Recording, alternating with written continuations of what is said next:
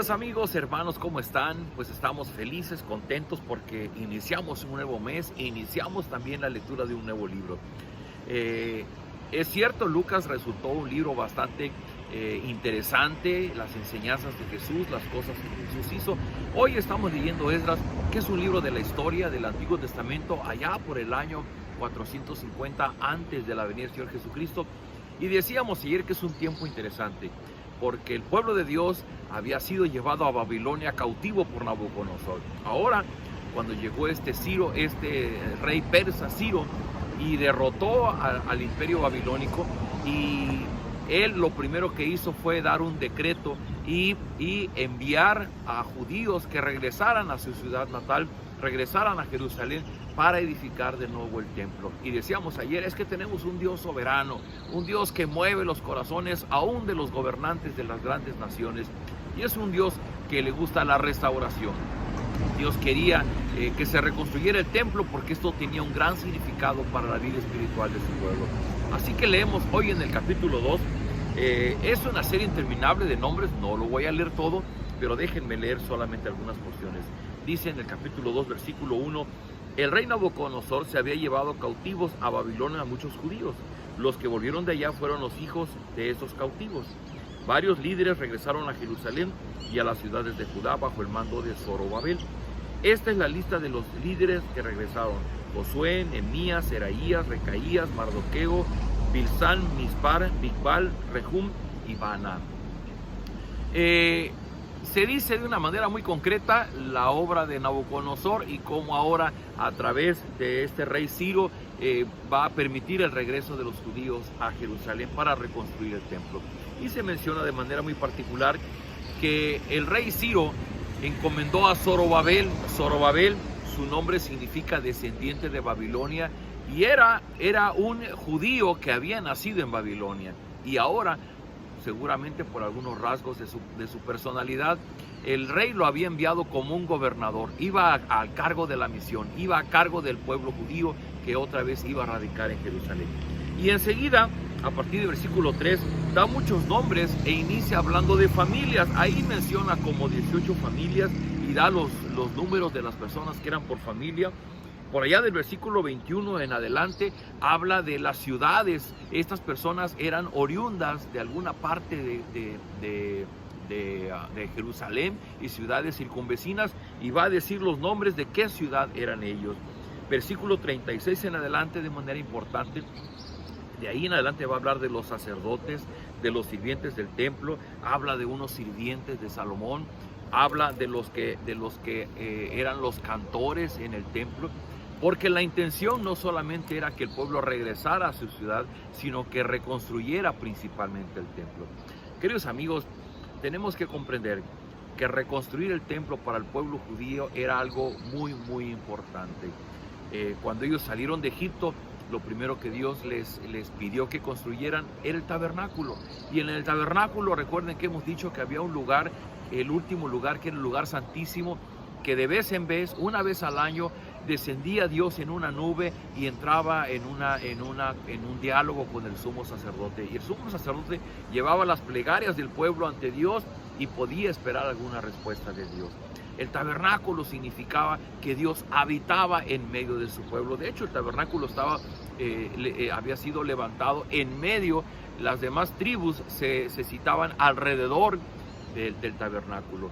Tiempo después, cuando se hubieron asentado en la tierra prometida y conquistaron Jerusalén, Dios le pide a Salomón que construya el templo. Y era un templo muy hermoso, con mucha riqueza que Salomón logró reunir.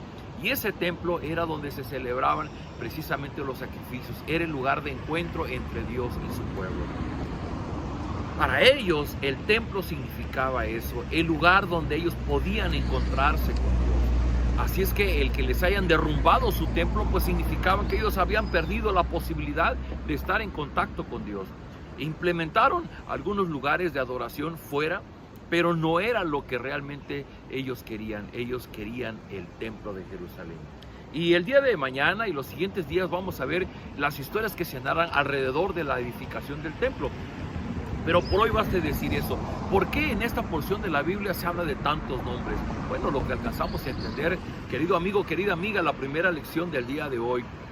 Dios es un Dios que se ha creado una familia, pero dentro de esa familia, Dios tiene registrados los nombres de quienes componen su familia. Es muy interesante, porque de cada nombre que se registra, se dice de cada ciudad era. Al final, dice que hubo un grupo de aquellos que pues ya eran hijos de los que habían llegado entre los judíos, habían llegado a Babilonia, y habían pasado 70 años, seguramente había mucha gente joven, y obviamente no sabían de dónde eran, pero dice, bueno, por el testimonio, por la familiaridad que había, se recibieron dentro del grupo de los judíos. Pero algo importante, a Dios le importan los nombres. Recuerde usted que la relación con Dios es algo personal. El pacto que Dios celebra con su pueblo, sí, lo hace con el pueblo, lo hace con su familia, lo hace con una gran cantidad de personas, pero significativamente lo hace con la persona.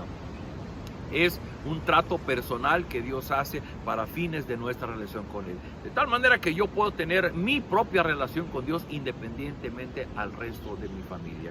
Y en segundo lugar, lo que estamos viendo aquí es que el rey Ciro le pidió, dice, bueno, los que no van a ir, pues que manden su donativo.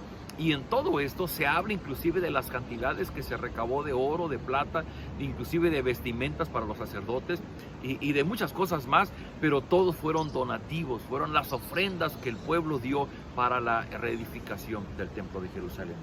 Queridos amigos, Dios es dueño de este mundo. Y lo que Dios espera es que nosotros, en concordancia con el plan, con lo que Él hace, con esa tarea de ir en la búsqueda de nosotros para mantenerse en comunión con nosotros, también espera de nuestra parte que nosotros podamos poner a su servicio los dones, las habilidades y los recursos materiales que Él mismo nos ha provisto, y que nosotros con un corazón generoso ofrendemos como una evidencia de nuestro amor, de nuestra fe, de nuestra gratitud hacia Él. Y esto es una evidencia que queda aquí asentado, que precisamente el pueblo de Dios, todos aquellos que fueron a la reconstrucción, llevaron generosos donativos, generosas ofrendas para que fuera posible la reconstrucción del templo. Queridos hermanos, estamos entrando en una historia que va a darnos grandes lecciones. Yo le invito a que continuemos el día de mañana. Una vez más, yo le invito, tenga usted su Biblia a la mano y léalo de ser posible en una, en dos, en tres versiones, tratando de leerlo con paciencia, con calma, tratando de entender lo que ahí está puesto. Por hoy solamente le puedo decir, imagínese usted que en el libro de los cielos, cuando de repente se lea los hijos de Dios en Acapulco en el año 2022 y pueda usted ver su nombre ahí. Qué hermoso será el poder ver cómo Dios tiene un registro de nuestro nombre, cómo Dios sabe quiénes somos, dónde estamos, a dónde pertenecemos y el camino que seguimos delante de Él. Así que, ¿qué le parece si oramos y pedimos Dios sabiduría para comprender su palabra? Bendito Dios, gracias por esta palabra. Nos cuesta trabajo leer porciones que nos parecen de difícil lectura, pero están ahí, son tu palabra y han sido puestas con un propósito. Te ruego, Señor, que quites el velo de nuestros ojos para que podamos ver ese propósito que tú has dispuesto en cada uno de estos pasajes.